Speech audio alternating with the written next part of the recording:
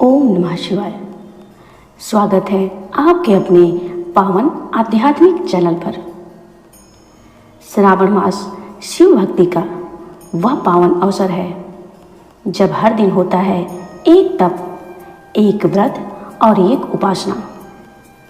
और आज हम सुनने जा रहे हैं श्रावण मास महात्म्य के 7वें अध्याय की वह अद्भुत कथा, जिसमें छिपा है शिव कृपा प्राप्त करने का एक अलौकिक रहस्य।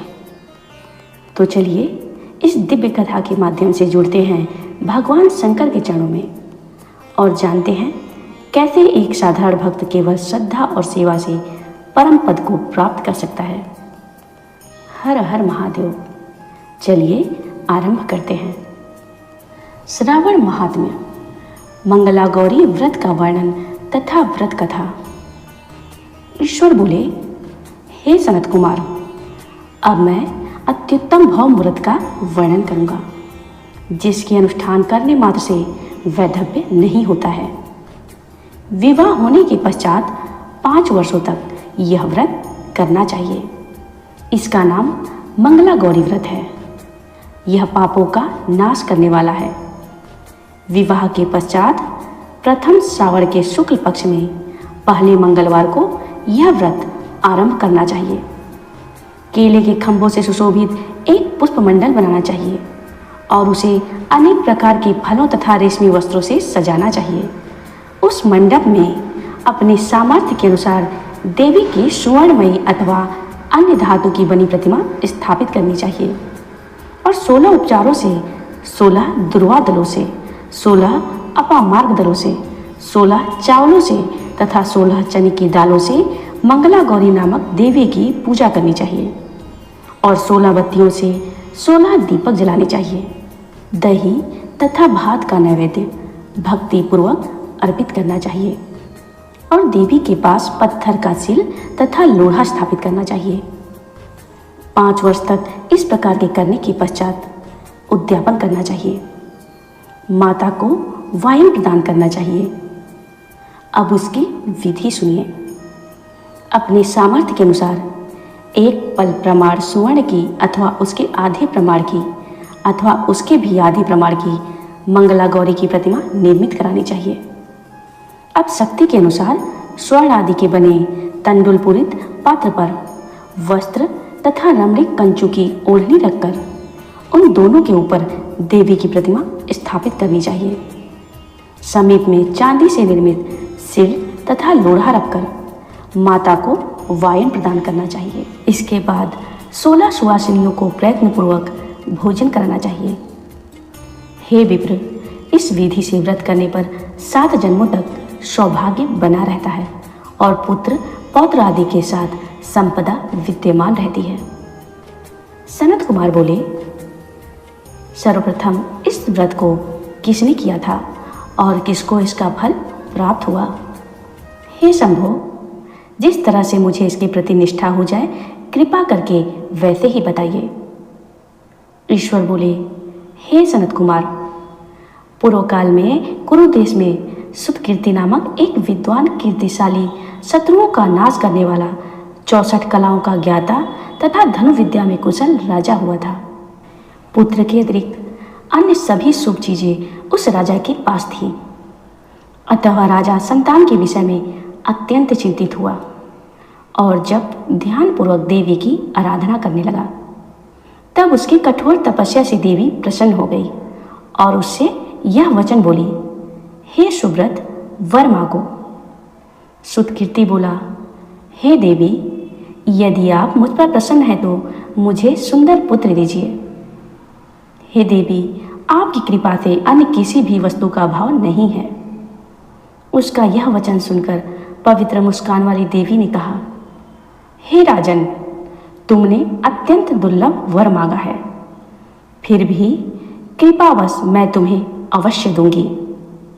किंतु हे राजेंद्र, सुनिए, यदि परम गुणी पुत्र चाहते हो तो वह केवल 16 वर्ष तक जीवित रहेगा और यदि रूप तथा विद्या से विहीन पुत्र चाहते हो तो दीर्घजीवी होगा।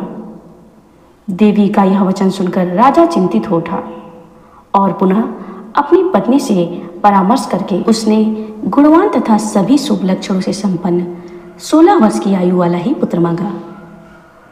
तब देवी ने भक्ति संपन्न राजा से कहा, हे नृपनंदन, मेरे मंदिर के द्वार पर आम का वृक्ष है, उसका एक फल लाकर मेरी आज्ञा से अपनी भार्या को उसे भक्षण करने हेतु प्रदान करो। इससे वह शीघ्र ही गर्भ धारण करेगी, इसमें संदेह नहीं है। प्रसन्न होकर राजा ने वैसा ही किया। उसकी पत्नी ने गर्भ धारण कर लिया और 10वें महीने में उसने देवपुत्र तुल्य सुंदर पुत्र को जन्म दिया। तब हर्ष तथा शोक से युक्त राजा ने बालक का जात कर्म आदि संस्कार किया और शिव का स्मरण करते हुए उसका नाम चिरायु रखा। इसके बाद पुत्र के 16 वर्ष के होने पर पत्नी सहित राजा चिंता में पड़ गए और वे विचार करने लगे कि यह पुत्र बड़े कष्ट से प्राप्त हुआ है, मैं इसकी दुखद मृत्यु अपने ही सामने कैसे देख सकूंगा। ऐसा विचार करके राजा ने पुत्र को उसके मामा के साथ काशी भेज दिया। प्रस्थान के समय राजा की पत्नी ने अपने भाई से कहा कि कार्पटिक का वेश धारण करके आप मेरे पुत्र को काशी ले जाइए। मैंने भगवान मृत्युंजय से पूर्व में पुत्र के लिए प्रार्थना की थी और कहा था, हे विश्वेश, आप जगतपति की यात्रा के लिए मैं उस पुत्र को अवश्य भेजूंगी। अतः आप मेरे पुत्र को आज ही ले जाइए और सावधानी पूर्वक इसकी रक्षा कीजिएगा। अपनी बहन की यह बात सुनकर भांजे के साथ वह चल पड़ा। कई दिनों तक चलते चलते वह आनंद नामक नगर में पहुंचा। वहां सभी प्रकार की समृद्धियों से संपन्न वीर से नाम वाला राजा रहता था। उस राजा की एक सर्वलक्षण संपन्न युवावस्था प्राप्त मनोहर तथा रूप लावण्यमयी मंगला गौरी नामक कन्या थी। सभी उपमानों को तुच्छ करके सौंदर्य अभिवृद्धि को प्राप्त वह कन्या किसी समय सखियों के साथ नगर के उपवन में क्रीड़ा करने के लिए गई हुई थी। उसी समय वह चिरायु तथा उसका मामा वे दोनों भी वहां पहुंच गए और उन कन्याओं को देखने की लालसा से वहीं विश्राम करने लगे। इसी बीच विनोदपूर्वक क्रीड़ा करती हुई उन कन्याओं में से किसी एक ने कुपित होकर राजकुमारी को रंडा यह कुवचन कह दिया। तब उस अशुभ वचन को सुनकर राजकुमारी ने कहा, तुम अनुचित बात क्यों बोल रही हो? मेरे कुल में इस प्रकार की तो कोई नहीं है। मंगला गौरी की कृपा से तथा उसके व्रत के प्रभाव से विवाह के समय जिसके सिर पर मेरे हाथ से अक्षत पड़ेंगे, हे सखी, वह यदि अल्प आयु वाला होगा तो भी चिरंजीवी हो जाएगा। इसके बाद वे सभी कन्याएं अपने अपने घर चली गई। वही दिन राजकुमारी के विवाह का था। वाल्मीकि देश के दृढ़धर्मा नामक राजा के सुकेतु नाम वाले पुत्र के साथ उसका विवाह निश्चित किया गया था। वह सुकेतु विद्याहीन, कुरूप तथा बहरा था। तब सुकेतु के साथ आए हुए उन लोगों ने विचार किया कि इस समय कोई दूसरा श्रेष्ठ वर ले जाना चाहिए और विवाह संपन्न हो जाने के अनंतर वहां सुकेतु पहुंचे। तदनंतर चिरायु के पास जाकर उन लोगों ने उसके मामा से याचना की कि आप इस बालक को हमें दे दीजिए, जिससे हमारा कार्य सिद्ध हो जाए। इस पृथ्वी पर परोपकार के समान दूसरा कोई धर्म नहीं है। उनकी बात सुनकर चिरायु का मामा मन ही मन बहुत प्रसन्न हुआ, क्योंकि इसने उपवन में पहले ही कन्या मंगला गौरी की बात सुन ली थी। फिर भी उसने एक बार कहा कि आप लोग इसे किस लिए मांग रहे हैं? कार्य की सिद्धि हेतु वस्त्र, अलंकार आदि मांगे जाते हैं, वर तो कहीं भी मांगा नहीं जाता। तथापि आप लोगों का सम्मान रखने के लिए मैं इसे दे रहा हूँ। इसके बाद चिरायु को वहां ले जाकर उन लोगों ने विवाह संपन्न कराया। सप्तपदी आदि के हो जाने पर रात्रि में शिव पार्वती की प्रतिमा के समक्ष उस चिरायु ने हर्ष युक्त होकर मंगला गौरी के साथ शयन किया। उसी दिन चिरायु के 16 वर्ष पूर्ण हो चुके थे और अर्धरात्रि में साक्षात काल सर्प रूप में वहां आ गया। इसी बीच संयोगवश वह राजकुमारी जाग गई। उसने उस महासर्प को देखा और वह भय से व्याकुल होकर कांपने लगी। तब उस कन्या ने धैर्य धारण करके 16 उपचारों से सर्प की पूजा की और पीने के लिए उसे दुग्ध प्रदान किया। उसने दीनता भरी वाणी में उस सर्प की प्रार्थना और स्तुति की। मंगला गौरी प्रार्थना करने लगी कि मैं उत्तम व्रत करूंगी, इससे मेरे पति जीवित रहें, यह जिस तरह से चिरकाल तक जीवित रहें, आप वैसा कीजिए। इतने में सर्प वहां स्थित एक कमंडलू में प्रवेश कर गया और उस मंगला गौरी ने अपनी कंचुकी ओढ़ने से उस कमंडलू का मुंह बांध दिया। इसी बीच उसका पति अंगड़ाई लेकर जग गया और अपनी पत्नी से बोला, हे प्रिय, मुझे भूख लगी है। तब अपनी माता के पास जाकर वह खीर, लड्डू आदि ले आई और उसके द्वारा प्रदत्त भोज्य पदार्थ को उसने प्रसन्न मन से होकर खाया। भोजन के पश्चात हाथ धोते समय उसके हाथ से अंगूठी गिर पड़ी। तांबुल खाकर वह पुनः सो गया। इसके बाद मंगला गौरी कमंडलू को फेंकने के लिए जाने लगी। विधि की कैसी गति है कि उस कमंडलू से बाहर की ओर जगमग करती हुई हरकांति को देखकर वह आश्चर्यचकित हो गई। घट में स्थित उस हार को उसने अपने कंठ में धारण कर लिया। इसके बाद कुछ रात शेष रहते ही चिरायु का मामा आकर उसे ले गया।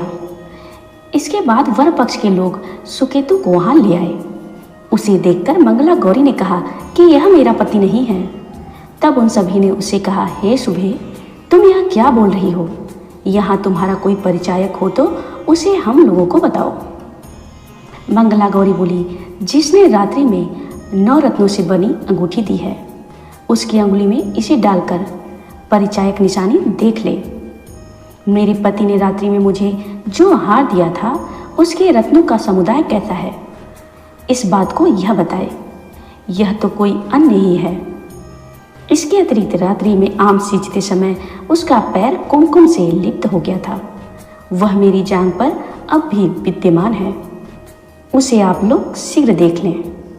साथ ही रात में परस्पर भाषण तथा भोजन आदि जो कुछ किया गया था उसे यह बता दे, तब यह निश्चय ही मेरा पति है।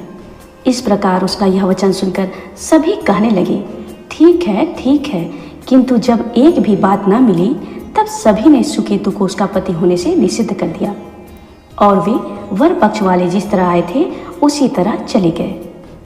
तत्पश्चात अपने वंश को बढ़ाने वाले महान यश से संपन्न तथा परम मनस्वी मंगला गौरी के पिता ने अन्नपान आदि का सत्र चलाया। उन्होंने वर पक्ष का वृतांत कानों कान सुन लिया कि स्वरूप से कुरूप होने के कारण लोगों के द्वारा किसी अन्य को वर के रूप में आदरपूर्वक लाया गया था। तब उन्होंने अपनी कन्या को पर्दे के भीतर बैठा दिया। इस प्रकार 1 वर्ष बीतने पर यात्रा करके वह अपने मामा के साथ यह देखने के लिए आया कि विवाह के पश्चात वहां क्या हुआ। तब उसे गवाश के भीतर से देखकर वह मंगला गौरी अत्यंत प्रसन्न हुई और माता पिता से बोली कि मेरे पति आ गए हैं। तब राजा ने अपने सुहृजनों को बुलाकर पूर्व में कहे गए सभी परिचय को निशानी को देखकर मंद मुस्कान वाली अपनी कन्या चिरायु को सौंप दी। राजा ने शिष्ट जनों को साथ लेकर विवाह का उत्सव कराया। इसके बाद राजा वीरसेन ने वस्त्र, आभूषण आदि, सेना, घोड़े, हाथी, रथ और अन्य भी बहुत सी सामग्री देकर उन्हें विदा किया। इसके बाद अपने कुल को आनंदित करने वाला वह चिरायु पत्नी तथा मामा को साथ लेकर सेना के साथ अपने नगर पहुंचा। तब लोगों के मुख से उसे आया हुआ सुनकर उसके माता पिता को विश्वास नहीं हुआ। उन्होंने सोचा कि प्रारब्ध अन्यथा कैसे हो सकता है। इतने में वह अपने माता पिता के पास आ गया और स्नेह से परिपूर्ण वह चिरायु भक्तिपूर्वक उनके चरणों पर गिर पड़ा। तब उस पुत्र का मस्तक चूमकर उन दोनों ने परम आनंद प्राप्त किया। पुत्रवधू मंगला गौरी ने भी सास ससुर को प्रणाम किया। तब सास उसे अपने गोद में बैठाकर सारा वृतांत शीघ्रतापूर्वक पूछने लगी। ईश्वर बोले, हे महामुने, तब पुत्रवधू ने भी मंगला गौरी के उत्तम व्रत महात्म्य तथा जो कुछ घटित हुआ था वह सब वृतांत बताया। हे सनत कुमार, मैंने आपसे इस मंगला गौरी व्रत का वर्णन कर दिया। जो कोई भी इसका श्रवण करता है अथवा जो इसे कहता है उसके सभी मनोरथ पूर्ण हो जाते हैं, इसमें संदेह नहीं है। सूत जी बोले, हे ऋषियों, इस प्रकार शिव जी ने सनत कुमार को यह मंगला गौरी व्रत बताया और उन्होंने सभी कार्यों को पूर्ण करने वाले इस व्रत को सुनकर महान आनंद प्राप्त किया। जय भोलेनाथ।